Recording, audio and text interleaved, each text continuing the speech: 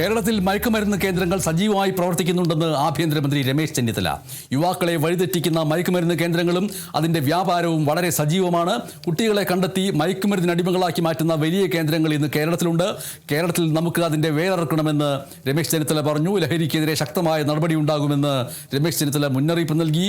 കാരവാനിൽ കയറി പരിശോധന നടത്തില്ല എന്ന് ആരും കരുതേണ്ട എന്നും സിനിമാ മേഖലയെ ഉദ്ദേശിച്ച് രമേശ് ചെന്നിത്തല പറഞ്ഞു.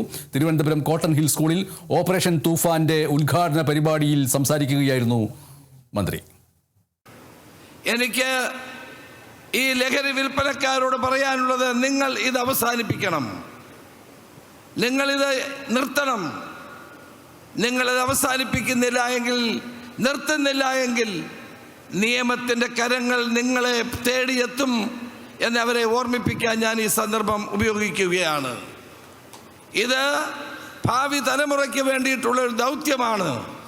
ഈ പദ്ധതിയുമായി മുന്നോട്ട് പോകുമ്പോൾ ഏതെങ്കിലും പോലീസ് ഉദ്യോഗസ്ഥന്മാർ ഇതിനകത്ത് ചെറിയതായ കുഴപ്പമുണ്ടാക്കാൻ ശ്രമിച്ചാൽ അവരുടെ പേരിൽ ശക്തമായ നടപടി ഉണ്ടാകും.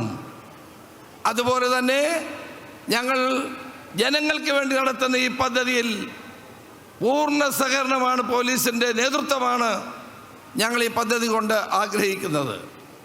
അതുപോലെ തന്നെ ഈ പദ്ധതി വിജയിക്കണമെങ്കിൽ ജനങ്ങളുടെ സഹകരണം അനിവാര്യമാണ്.